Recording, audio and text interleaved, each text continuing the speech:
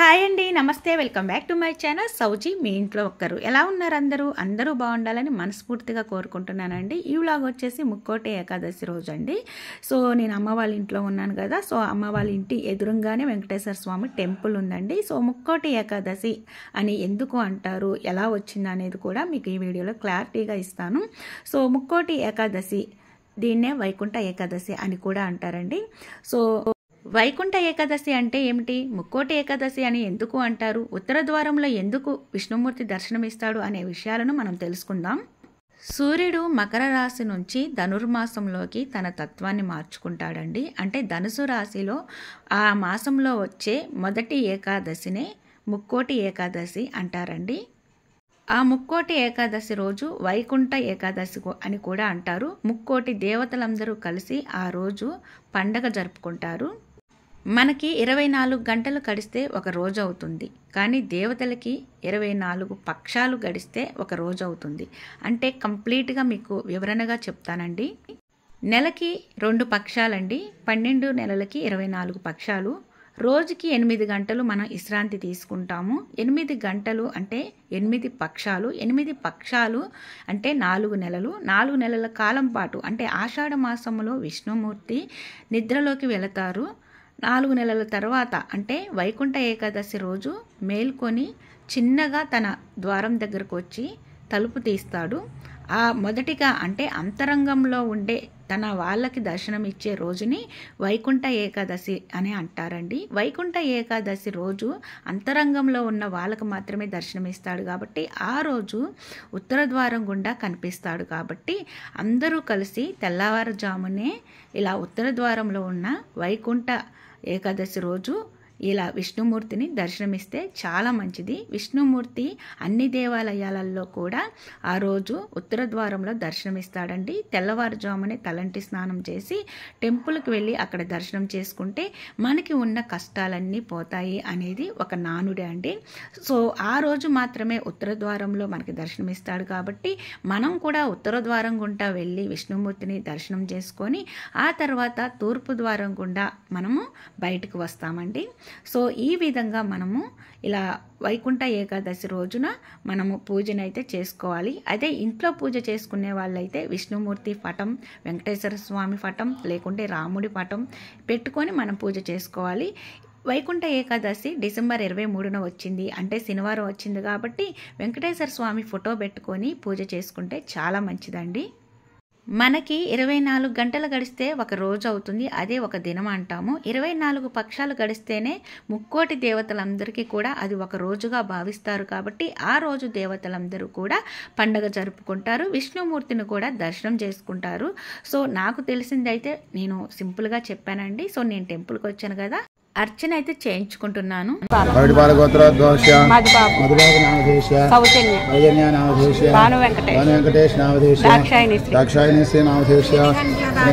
ఇక్కడ వెంకటేశ్వర స్వామి టెంపుల్ అండి. ఉత్తర ద్వారంలో దర్శనం అయితే ఇస్తున్నారు.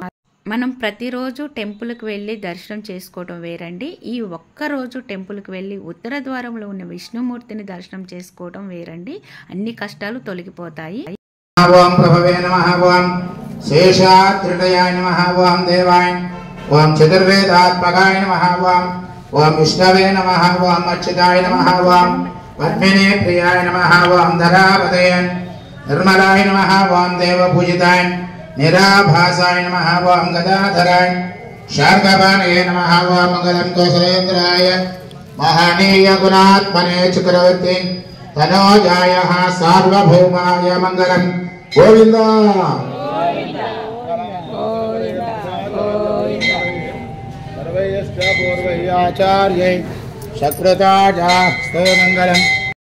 మేము టెంపుల్ లోపలికి వచ్చేటప్పుడు అటు ఇటు టెంట్ లాగా కట్టారు కదండి.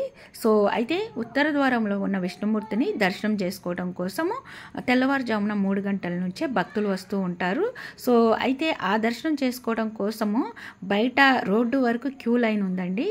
నేను కూడా అప్పుడే రావాలనుకున్నానండి. ఆ క్లౌడ్ అంతా చూసేసి అమ్మో చాలామంది జనం ఉన్నారు, దర్శనం అయితే అంత త్వరగా అందదని చెప్పేసి ఇంకా 8:30కి ఆ టైంలో వచ్చాను. అప్పుడైతే కొంచెం జనం తగ్గారు, వచ్చేవాళ్ళు వస్తూ ఉంటారు, వెళ్ళేవాళ్ళు వెళ్తూ ఉంటారు. కానీ వైకుంఠ ఏకాదశి రోజు మాత్రం తెల్లవారుజామునే దర్శనం చేసుకుంటే చాలా మంచిదండి. మనకున్న కష్టాలన్నీ తొలగిపోతాయి అన్నమాట.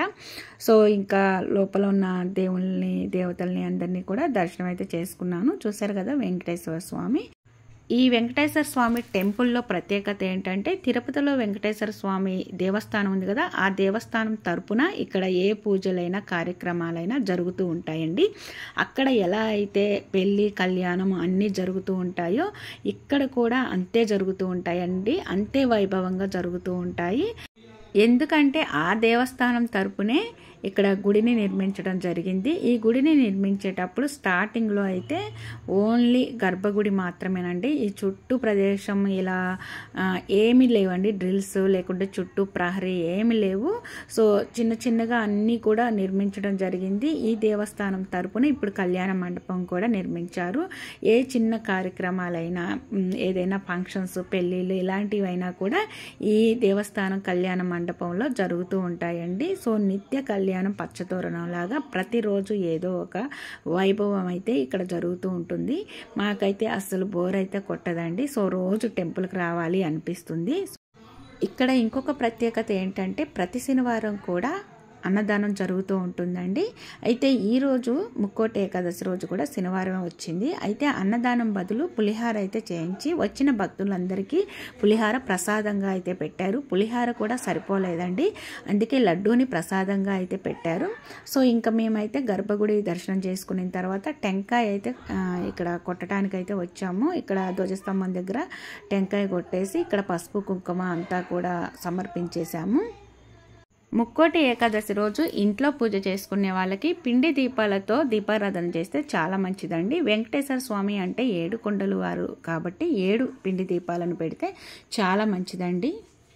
ఉత్తర ద్వార దర్శనం కాబట్టి టెంపుల్ చుట్టూ ప్రదక్షిణ చేయడం కుదరదు కాబట్టి ఇక్కడ విఘ్నేశ్వర స్వామి టెంపుల్ ఉంది కదా, ఈ టెంపుల్కి లాక్ అయితే వేసేసారండి. అయినా కూడా బయట నుంచి మనం దర్శనం చేసుకోవచ్చు. ఇక్కడ పక్కనే చూశారు కదా వెంకటేశ్వర స్వామి.